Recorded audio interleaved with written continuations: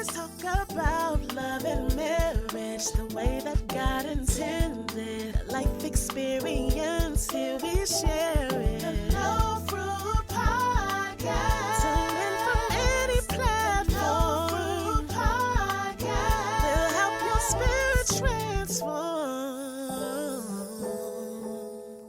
We thank you very much for tuning in today. We have a interesting conversation because it's something that we can relate to. Kyle and I can both relate to. We have family members, even our parents have been in this space.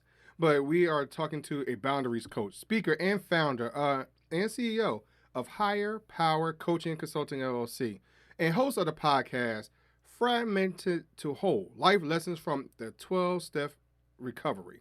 In 2015, at the age of 52, after decades of therapy and tons of self-help work in a variety of areas, she found herself in a 12-step recovery.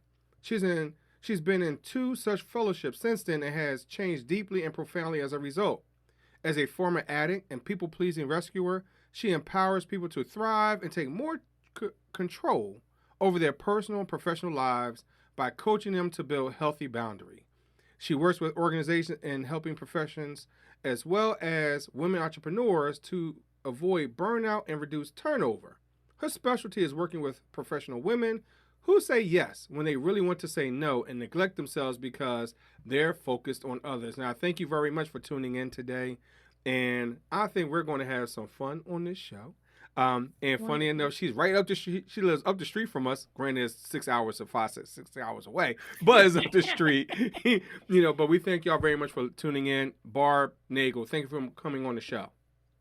Thank you so much for inviting me. Excuse me. I'm really excited to be here. Yes. Sure, no problem. Thank you very much. So we're going to ask this burning question. It's burning. First of all, what are boundaries? Because sometimes it feels as though we don't understand what boundaries are today. So what are boundaries? What's the definition? Yeah. So the way that I think of boundaries is that they're standards that you have for your life, hopefully that you live up to. So they're limits that you put on yourself and limits that you put on other people so that you can live up to your standards. Mm-hmm. So an example that most people can identify with is that we have certain health standards. So I want to take care of myself because I abused and neglected myself for so long. So one limit I have for myself is that I don't stay up until all hours of the night watching TV the way that I used to. I go to bed by 11:30 every night. A limit that I have for other people, I don't allow you to smoke in my house. So those are some really basic examples that, most people can identify with. And, what you just said, most people like, what are boundaries exactly? This is one of the reasons that I really don't recommend people use the term boundaries when they're setting boundaries with people. Like, don't say, well, this is my boundary, or I'm going to set boundaries with you, because there are so many myths and misconceptions about what that means that rather than announcing that you're going to set boundaries, just do it. And sometimes you don't even need to say anything. Sometimes you just act. So an example I run into regularly with my clients is that they could have a new policy where they don't respond to work emails over the weekend. And they could say to everybody at work, hey, I have a new policy. I will no longer be responding to emails over the weekend. Or they could just stop responding to emails over the weekend. You get to decide, do I want to have a conversation about this? Or do I want to just enact the new boundary? So with that, why should we even consider setting them? And here's the reason I'm asking. Sometimes we don't understand what that looks like or what that feels like, because a lot of us feels entitled, right? We have those moments of people feel entitled, that, hey, I deserve it, those type of things. So why should we even set it if we may not understand what it really means to have that boundary, because we weren't taught it. People haven't said it for us before. We've been in places and situations where we didn't, it wasn't enforced. So why should we even set it? In all honesty, why should we set that? Yeah, well, you can't set boundaries if you don't know what your standards or your limits are. You have to figure out. And what I experienced myself when I got into the journey of building boundaries, and what I see with my clients, is they don't know what they like. They don't know what they want, what they need, what they prefer. They don't know what's okay and what's not okay, because they've been such yes people. They've been chameleons. I know I used to think of myself like I'm a chameleon, and I thought that was great. Like I Mm-hmm. can fit in anywhere. Boundaries are about your very identity. When you Mm. figure, because the process of building boundaries is the process of you figuring out, what do I like? What do I want? What do I need? What do I prefer? What's okay? What's not okay? And if you don't know those things, then you don't know where you end and other people begin. So you don't really know, like, what are the boundaries of your identity? Hmm. And they're also about belonging. Because if you don't know who you are, how can you really know where you belong? And what I run into frequently is people, they want to belong everywhere, or Mm-hmm. not, maybe not. There's certain, arenas they're like, I don't want to belong there. Mm-hmm. But they want to belong just about everywhere. They want to be liked by everybody. So they say yes to everything. And they're like, wait, where do I actually belong? And what ends up happening is that we overgive in all these different areas because we're trying to get people to have us belong. But then it's like, wait, am I belonging? And I'm putting that in air quotes for those who can't see me. Am I belonging because I'm bringing all this extra stuff to the table? Or am I belonging because of who I am? And when you start to, like, I think of it as carving away the pieces Mm. of that are not really authentically you and getting down Mm. to the authentic, this is who I am identity, then you know you belong in certain places because of who you are, not because of what you bring to the table, not Wow. because you're over giving to other people. And I don't know, if you had said to me before I got into recovery for codependence, if you had said to me, do you know who you are? I probably would have said yes, Mm-hmm. but I really didn't. And I'll give you an example. So over the years, I have been a Dallas Cowboys fan twice. I have been a New York Giants fan, and I have been a New England Patriots fan. Wow. Meanwhile, I don't care about football. I really don't. But it was based on who was the guy that I was dating at the time. And Right. I Mm-hmm. felt like being a good girlfriend meant I had to be a fan of football. I'm not, Mm. Mm-hmm. right? And so it took me a while to figure out, like, I don't even really like this. Mm. I dated a guy who loved to go to diners. I like diners. I Mm. don't like them as the only place to go to eat. I like them from time to time. I like fine dining. I like ethnic cuisine. I like vegetarian. But I just went along, and Yes. then I got resentful Mm. because we were going to diners all the time, All but the I never time. said anything. Mm-hmm. Mm. Mm-hmm. Hmm. And that's tough. That's tough to kind of, Mm, especially in a relationship, Mm-hmm. mhm, to voice mhm, that and not mm. be offensive, or Yeah. turn that person away. So how do you Mm. do that? How are you in Yeah. that point establishing a relationship Hmm. Hmm. where you are, you know, for months, for years going to Hmm. diners, for months, for years, Hmm. knowing the team's schedule, to say now Hmm.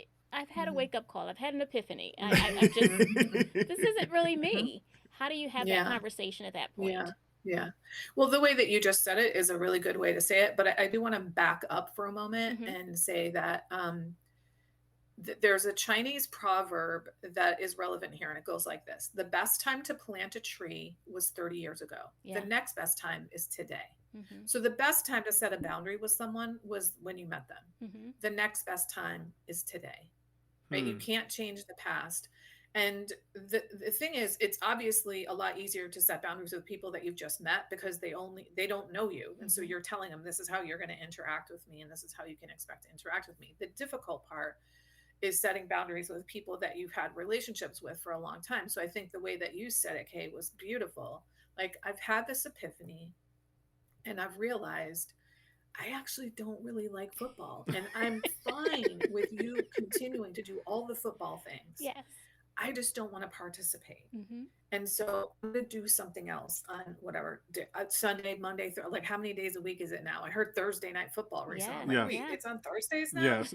Right? Or, I know that I've always agreed to go to diners with you, and Mhm. I don't mind going to diners from time to time. But honestly, I really like to try other types of cuisine from time Mm-hmm. to time. Would you be game for going with me to something else the next time we go out? Hmm. And if the answer is no, you can accept that because you're our boundaries. My boundaries are for me. They're Mhm. not against you. Okay. And if Mm. you don't honor Mm. them, I'm the one that has to do something. They're not about controlling people. Right. So let's say your partner says, nope, I'm not willing to go to any place other than diners. Mm-hmm. Say, okay, that's fine. I will go with you from time to time, but I'm going to Mm. start going out to other restaurants with other people Mhm. because, I just don't only go to diners. So Mhm. you're the one that has to change your behavior. You're not saying we're going to other restaurants from now on. That's called controlling people. Right. Mm. And I think, one of the myths that is out there about boundaries is that when I set boundaries, I'm going to control you. I'm going to get you to do what I want. Right. So Hmm. we can't control people, but we can influence them. Mm-hmm. Mm-hmm. And the way we influence them is that we change the dynamics of our interactions with them.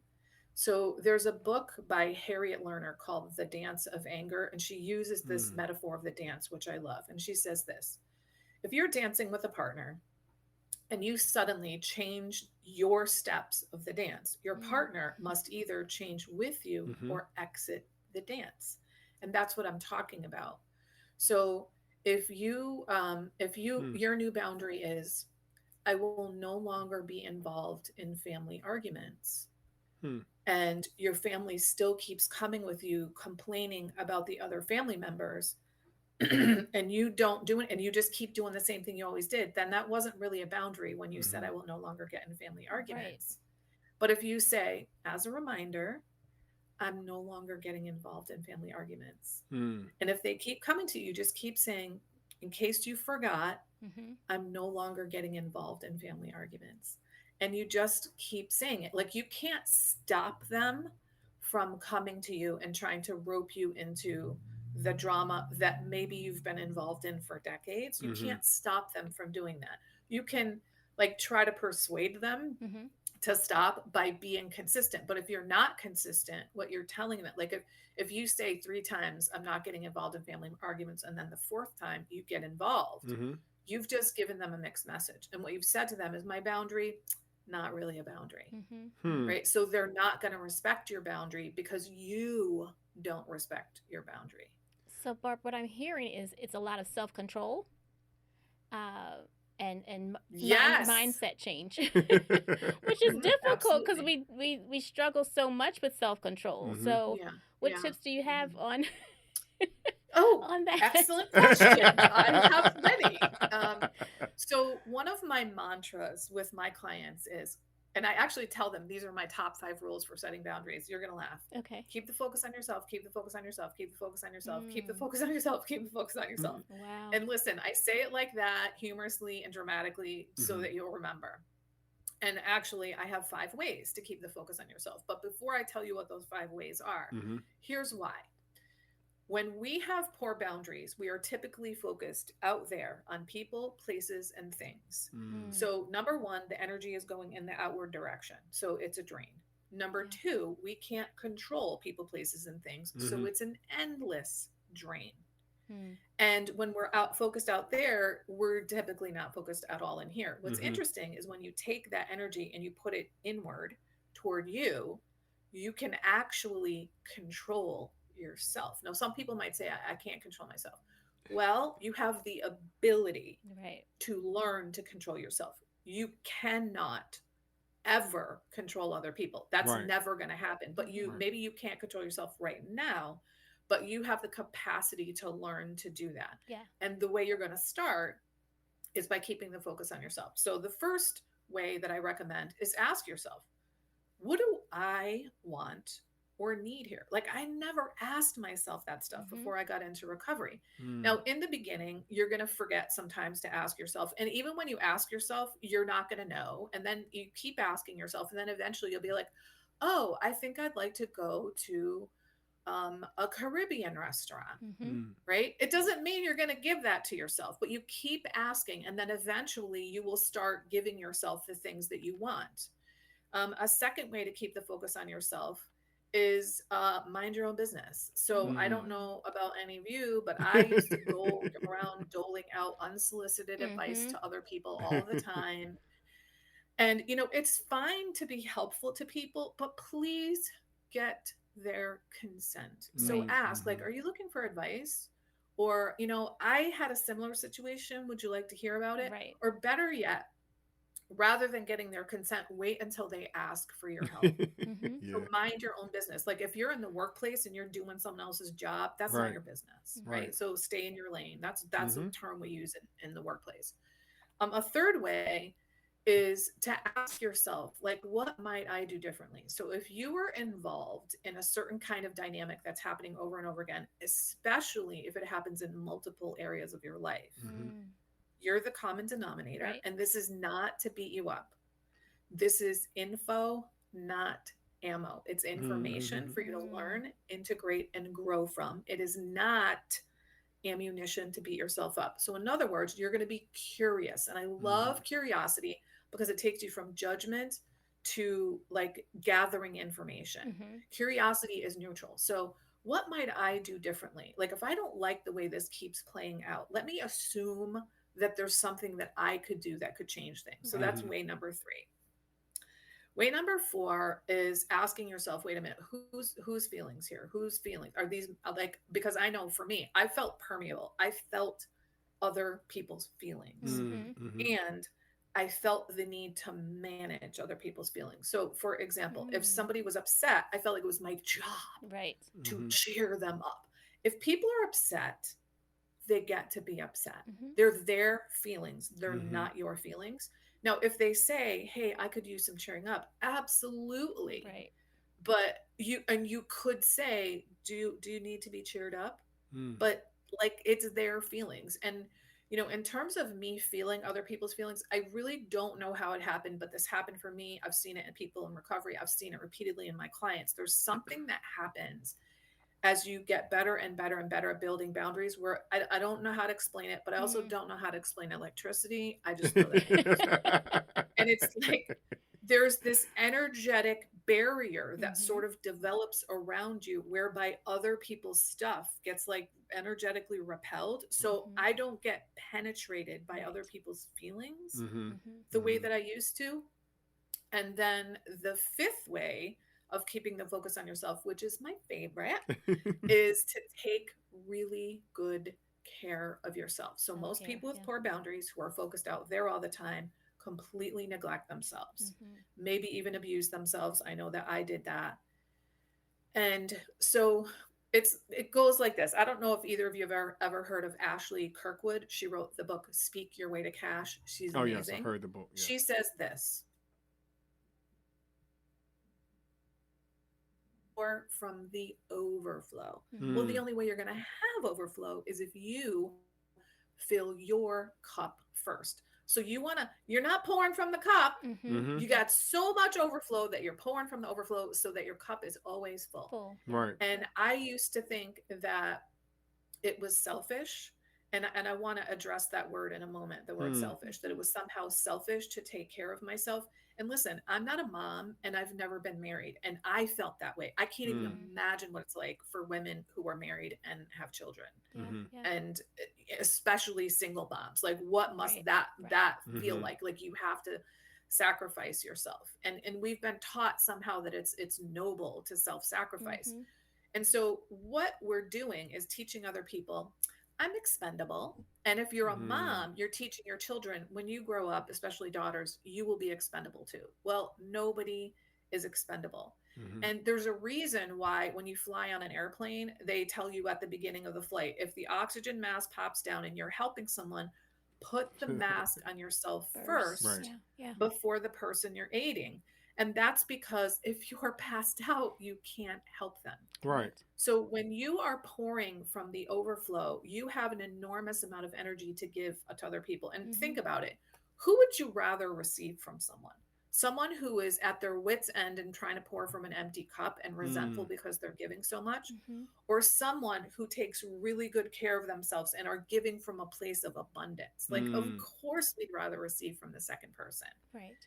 And what's interesting is I think of myself as having been a volunteeraholic before I got into recovery. So I volunteered for 15 different nonprofit organizations Wow. over the years.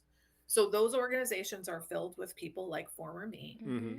And I actually now give more service to my community in terms of hours per week than I ever did as a volunteeraholic, but I do it strategically rather than at the drop of a hat. Mm-hmm. I do it by choice rather than feeling compelled or obligated to do it. And I do it after filling my cup 1st rather. And so I used to get resentful and I'd be like, I can't believe that she just asked me for the 14th time to help her, blah, blah, blah. Well, you know why she asked me 14 times? Because I said yes 13 times. Yeah. Yeah. So, we're always teaching people how to treat us. When we start building boundaries with them, we're re-teaching them new ways to interact with us. So I do want to say something about the word selfish. And that is, there is something about that word for women that is like, it's like a swear word to them. It's like an epithet to them. It's like one of the worst things you can call a woman. And, Maurice, you tell me, I don't hear many men really getting freaked out if someone calls them selfish.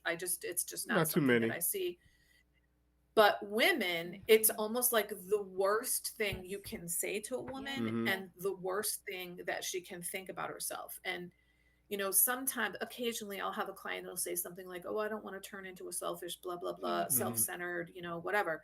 And I'm like, okay, if you've been a people pleaser, overgiver your entire life, I don't think you need to worry about flipping all the way to the other side of the continuum and becoming like a selfish, unhelpful person. Like, that's just not going to be in your nature. But it's like, why are you so afraid of that? Because there's something about being called selfish, especially for women, that we really need to undo that. Like, first of all, we act like being selfish is like being a murderer or something like that. Right. And it's not. But also the things that we act like are selfish, like taking time to take care of yourself and do things that energize you and please you and give you joy. Yeah. That's not selfish. That's enjoying life. And when I enjoy life, I'm more enjoyable to be around. Right. So, Barb, I have to ask this question. I know our time is short, but I have to ask you this question. If you are in a place of employment and you have a manager who normally will say to you, in order for you to move up, you need to be like me. You need to act like how I act or respond, or have the same type of work ethic and all those type of things. So how would you help an individual who constantly hears that, especially if they feel stagnant in their place of work, if they feel stagnant in their relationship with their spouse or boyfriend or girlfriend, whatever it might be? How would you respond to a statement like that, hey, you need, this person needs to be duplicatable, if you will? What's your response? So we have to back up and look at what matters to us. Like, what are the standards we have for our life? Like, and so the way that I start with my clients is I take them through an exercise to determine their top 5 values. And so you have to look at, like, what is important to me. If moving up in that specific workplace is the most important thing in the world to you, then you do what they say because you're choosing it. Right? They're not making you do it. And that's the beauty. When you learn how to build healthy boundaries, it's about making choices and realizing you've probably been making choices, but blaming other people. So some people would say, my boss is making me do this. No, they're not. No, they are not. You are choosing it. So we often feel like we have no choices, but it's actually, we're between a rock and a hard place. We have 2 crappy choices, right? And so, but you're actually making a choice. So when you start to build healthy boundaries, you're discerning, this is me making a choice. So if the boss says, you need to be at my beck and call 24/7, you will be answering my text messages at any time of night or day. And if you really want to move up in that place of work, then you will do it. And you will do it happily. And if you're not doing it happily, then what that's telling you is there's some part of you that does not want to do that. So if you decide, I do want to move up, but it doesn't necessarily need to be at this place of employment, then you start looking for another job. Right. And some people will say, oh, I've put in so many years of employment here. And you know what? You're choosing that. If you decide that you're going to stay there, then stop complaining about the organization. Stop complaining about the boss. Stop complaining about the situation, because you've chosen it. It may not feel like a choice, but it is a choice. So I hope that answers your question. I can say more if you'd like to ask. No, I mean, it answered, because a lot of us are in positions or places where, the supervisor is telling us, and we don't feel like we have that power. We don't feel like we have that option. Where I think you explained it perfectly well. That we have made that choice already. And we have that power. You know, make the choice. So sometimes we feel powerless in that space. So I appreciate your response. Go ahead. I'm sorry. Yeah, and the thing is, when you start to see, oh wait, I'm choosing this. Right. You get to stop complaining. You get to stop talking negatively about your boss. You get to actually enjoy the choice that you made as much as you possibly can. So, like I mentioned single moms before, let's say you're a single mom and you're like working a job you really don't like, but it's paying the bills and it's job security and it's got the insurance and stuff. And you're like, it's more important for me to have like a decent home and health insurance and live in an area with a good school district for my children than it is for me to feel like happy, joyous, and free at my job. I'm going to suck it up for a while. Yeah. And then you just do. And then you're like, oh, okay, I get to choose this. And I think that's another saying I say regularly to my clients, not I have to, I should, I must. It's I get to, or I could. And that shift in language is dramatic in what it does for you, because should and must are like, and have to are almost like they're being imposed from the outside. And could and get to are choice, where we have agency in our lives. Wow. That's great. That's great. I appreciate you, Barb. I think that was fabulous how you answered that and what you spoken about today. It feels empowering. And for those listeners that are listening at this very moment, if they have chosen, you're the chosen one, Barb, and they've chosen for you to be their coach. Where can they reach out to you and talk to you and hear more things that you have to say that's empowering? Absolutely. So if they want to sign up for a 30-minute Better Boundaries call, which is free, they can go to barbchat.net, and that will give you a link to my calendar, and you can sign up at a time that's convenient for you. And then since you're listening to a podcast, you might want to hop on over to my podcast. As you said, it's Fragmented to Whole. Life Lessons from 12-Step Recovery. I just recorded my 290th episode this week, and almost 40 of them are specifically about boundaries. Nice. Well, Barb, I appreciate you coming on. Yes. Of course, all that information will be in the show notes. So if you are riding around, walking in the market, things like that, while you're listening, yes. all the information will be in the show notes. So, but Barb, before we let you go, we still have one more question to ask, and Kapo, take it away. So, Barb, this has been such a great interview, and it's been so enlightful and so insightful. So we would like for you just to part us with a little bit more information as we end out the show. So our question to you is, if you could do a duet with anyone in the world, living or deceased, who would you sing that duet with? Oh, my goodness. Okay, I don't know why, but Paul McCartney just popped in my head. I mean, I always loved the Beatles, but I don't know why him, but that's what just popped in my head. I also know he's alive, so yes. And he still looks good, Sounds good, too. Still sounds good. Yes, Right. Yes. Cool. That's wonderful. That's a nice answer. We appreciate that. Yeah. So again, it's been a great show. You shared so much, yes. And it's been delightful and insightful, as I was saying. And again, we hope that everyone would listen to your podcast as well, so they can hear more, and certainly reach out to you, to your website. And we thank you so much for coming on our show today. And we thank all of our listeners for listening in. And until next time, we will talk to you a little later. Yes. Bye-bye. Thank you so much.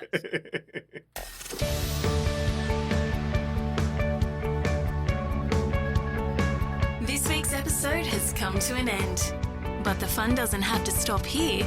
If you have any questions, suggestions, or feedback, head over right now to Twitter and Facebook and like, share, and get involved. Join us next time.